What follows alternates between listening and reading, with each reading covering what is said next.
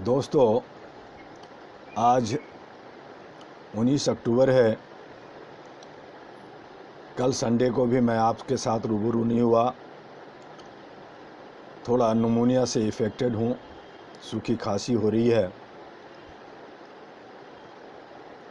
इसलिए क्योंकि दिन रात जो बिहार, मध्य प्रदेश में उपचुनाव, उत्तर प्रदेश में उपचुनाव, उसकी सारी ग्राउंड रिपोर्ट लेने में कहाँ क्या हो रहा है, क्या कर रहे हैं, उस पर ज़्यादा समय गया और इसीलिए मैं अभी आपसे ज़्यादा नहीं, थोड़ा सा, चूँकि वो कंटिन्यू जो बातें हैं वो होता रहे, इसलिए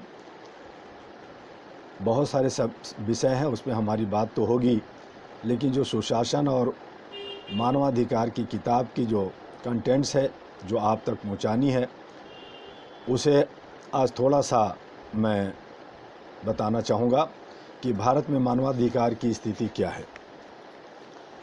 आज भारत में असमानता की खाई दिनों दिन चौड़ी होती जा रही है। समानता की बात किताबों में दबकर रह गई है। ये सारी बातें मानवाधिकारों के उल्लंघन से संबंधित है।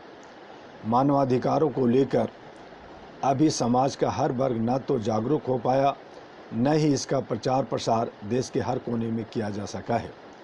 भारतवर्ष में गरीबी और भुखमरी अभी भी बनी हुई है। हर व्यक्ति तक शिक्षा का प्रकाश नहीं पहुंच पाया है। ऐसी स्थिति में सबसे पहले देश में सबको शिक्षित किया जाना जरूरी है। आज जब हम गांव में जाते हैं और गांव के उन घरों में जाते हैं जहां पर लोग आर्थिक रूप से पिछड़े हुए हैं, तो वहां आज भी 17वीं और 18वीं सदी का नज़ारा देखने को मिलता है। आज भी महिलाएं लंबी घूंघटों में रहती हैं। तमाम जगहों पर आज भी महिला अगर ज़ोर से छींक दे या सांस दे तो इसे भी बुरा माना जाता है। इसी तरह से लड़के और लड़कियों में भी भेद बना हुआ है। अभी भी निम्न वर्ग का कुछ मध्यम स्तर के परिवारों में लोग लड़कियों को पढ़ाना जरूरी नहीं समझते। इसी तरह लड़के और लड़कियों के खान पान में भी अंतर देखा जा रहा है। ये सब विसंगतियां हमारे देश में अभी भी इसलिए मौजूद है क्योंकि इस पर हमने ऊपरी तौर पर निगाह डाली है। मन की गहराई से न तो समस्या को समझा गया है, न ही उसका समाधान के लिए कदम उठाया गया है। इसी तरह से गांव के पिछड़ों, आदिवासियों, दलितों के परिवार में आज भी टोने टोटके और भूत प्रेत जैसी विसंगतियों को जिंदा रखा गया है। इसका एकमात्र कारण यह है कि अभी वे पूरी तरह से शिक्षित, एजुकेटेड नहीं हुए हैं। छत्तीसगढ़ के बस्तर व झारखंड के कई जिलों व उड़ीसा के तमाम क्षेत्रों में वनस्पतियों के परिवारों में आज भी ऐसी प्रथाएं देखने को मिलती है, जिसे देखकर मन सिहर उठता है। ऐसा नहीं है कि प्रशासन या सरकार के लोग इनसे अनभिज्ञ हैं। हमारे देश में कुप्रथाओं को समाप्त करने का साहस नहीं दिखाया गया है। हरियाणा की खाप पंचायतों को लेकर देशव्यापी बहस हुई, तमाम निर्देश जारी हुए, परंतु होता वही है जो खाप पंचायतें चाहती है। अभी हाल के दिनों में खाप पंचायतों ने कुछ उदारता दिखाई है, परंतु अभी भी यह पर्याप्त नहीं है। पहले के ज़माने में जब पति की मृत्यु हो जाती थी तो महिलाएं भी आत्मदाह कर लेती थी। राजस्थान के कई जिलों में जोहर व्रत काफ़ी समय तक चलता रहा।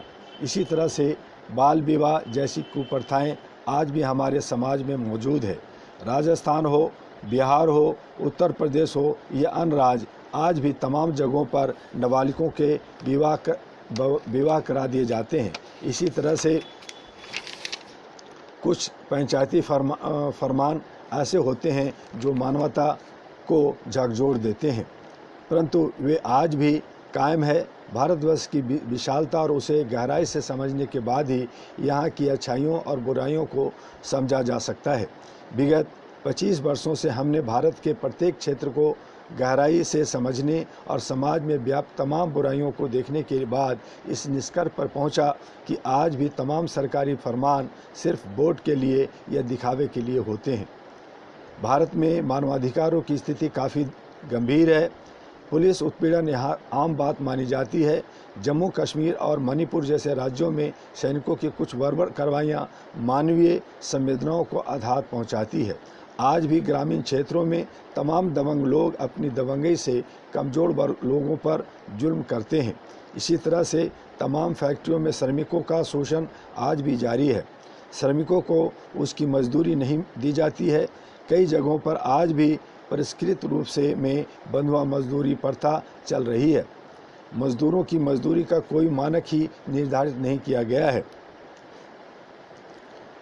गरीबी अमीरी का भेदभाव आज भी समाज के हर क्षेत्र में देखा जा सकता है। अमीर आदमी के लिए पलक पावड़े बिछा दिए जाते हैं, पर गरीबों के लिए किसी का दरवाज़ा भी बड़ी मुश्किल से खुलता है।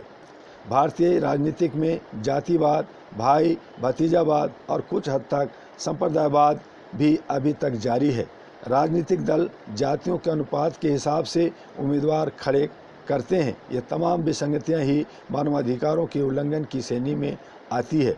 इन सब पर भी गंभीरतापूर्वक विचार करने की ज़रूरत है। आज हमारी कार्यपालिका और न्यायपालिका जीवन, स्वतंत्रता, सुरक्षा का अधिकार, दासता, मृत्युभाव से मुक्ति, दारुण वेदना, अमानुषिक अत्याचार, अमानवीय व्यवहार, दंड से मुक्ति, मनमाने ढंग से बंदी बनाया जाना, विवाह करने, परिवार बनाने, संपत्ति रखने, कोई भी धर्म मानने, मत निर्माण करने, अभिव्यक्ति की स्वतंत्रता जैसी मानवाधिकारों की समस्या का सार्थक निराकरण कर रहा है।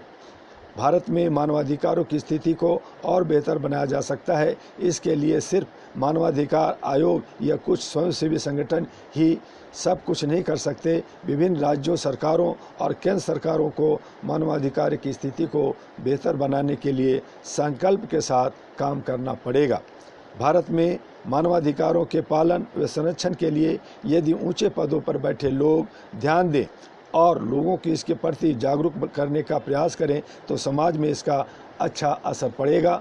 और इस तरह से हम लोग जो मानवाधिकार की बात करते हैं, मानवीय मूल्यों की बात करते हैं, समाज के अंदर जो हमारे मौलिक अधिकार है, हमारे संवैधानिक अधिकार है, हमारे जन्मसिद्ध अधिकार है, यूनिवर्सल डिक्लेरेशन है। कल आपको यूनिवर्सल डिक्लेरेशन के अंदर जो 1 से 30 अनुच्छेद हैं, अधिकार हैं, यूनिवर्सल राइट्स हैं, उसके बारे में हम आपको बताएंगे विस्तार से। और आगे जो है यूनाइटेड नेशन डे भी आ रहा है 24 को।